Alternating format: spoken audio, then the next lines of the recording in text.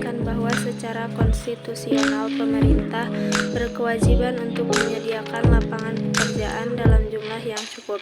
Namun sayangnya keterbatasan lapangan pekerjaan di dalam negeri menyebabkan banyak warga negara Indonesia yang mencari pekerjaan hingga ke luar negeri.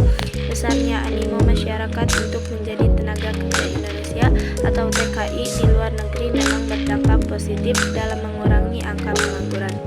Namun itu berarti risiko kemungkinan adanya perlakuan tidak baik terhadap TKI semakin besar. Oleh sebab itu, mengacu pada pasal 27 ayat 2, undang-undang tersebut harus memberi perlindungan bagi warga negara yang akan bekerja di luar negeri agar dapat memperoleh pelayanan penempatan tenaga kerja secara cepat. Undang-Undang 1945 telah mengatur hak dan kewajiban seluruh rakyat Indonesia, termasuk mengenai pekerjaan. Ada beberapa pasal yang mengatur hal tersebut. Salah satunya yaitu pasal 27 ayat 2. Dasar hukum mengenai pekerjaan ini perlu diketahui dan dipahami oleh segenap rakyat Indonesia.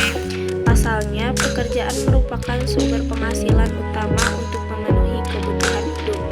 Adapun bunyi pasal 27 ayat 2 Undang-Undang 1945 yaitu tiap-tiap warga negara berhak atas pekerjaan dan penghidupan yang layak bagi kemanusiaan. Artinya, setiap warga negara Indonesia berhak untuk menyejahterakan hidupnya dengan memiliki pekerjaan yang layak.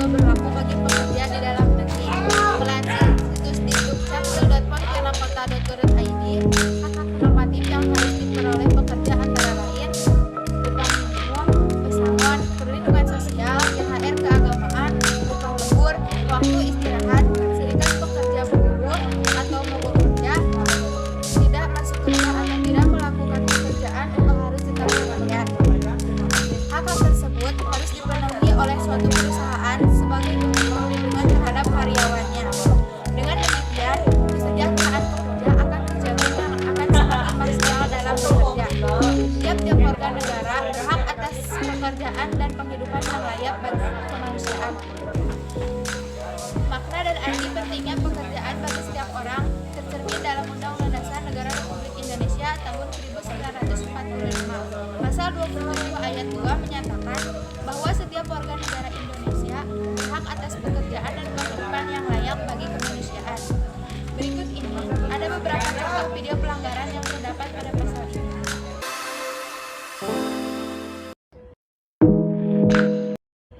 Bulan Mei lalu menandai 29 tahunnya kasus Marsinah yang sampai saat ini belum jelas siapa pelakunya.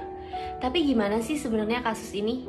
Tahun 1993, Marsinah jadi buruh di PT Catur Putra Surya di Porong, Sidoarjo, Jawa Timur. Sebagai buruh, Marsinah sangat vokal dalam membela haknya. Marsinah dan rekannya menuntut hak-hak normatif seperti upah layak, THR, cuti haid, dan asuransi jiwa. Saat itu Gubernur Jawa Timur sudah mengeluarkan surat edaran untuk menaikkan upah buruh, tapi tempat Marsinah bekerja menanggapi hal tersebut dengan resah.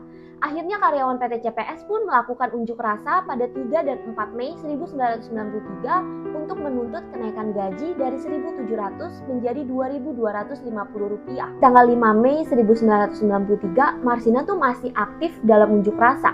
Bahkan dia juga jadi perwakilan yang diskusi sama perusahaan. Tapi malamnya pukul 10, Marsinah menghilang setelah ia pergi ke markas Kodim untuk mencari 13 temannya yang saat itu ditangkap karena dianggap sebagai dalang aksi pemogokan. jenazah Marsina ditemukan 8 Mei 1993 di Kabupaten Nganjuk, Jawa Timur. Hasil otopsi bilang kalau Marsina sudah meninggal sehari sebelum ia ditemukan.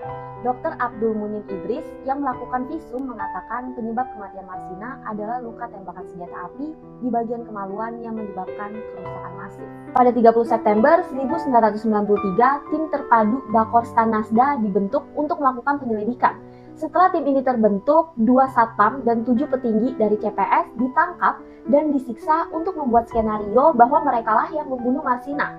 Sampai akhirnya 9 tersangka ini diserahkan ke Polda Jatim pada tanggal 21 Oktober 1993. Proses persidangan yang penuh kejanggalan ini nggak membuat mereka bebas dari tuntutan.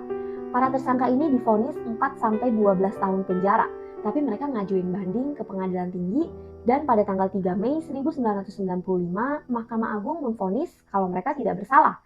Akhirnya 9 tersangka ini bebas dan sampai sekarang pembunuh Marsina belum juga diungkap. Kenapa ya? Sampai sekarang pembunuh Marsina ini belum juga diungkap. Pelecehan seksual di tempat kerja. Apakah kalian tahu bahwa pelecehan seksual di tempat kerja itu salah dan melanggar hukum ketenagakerjaan?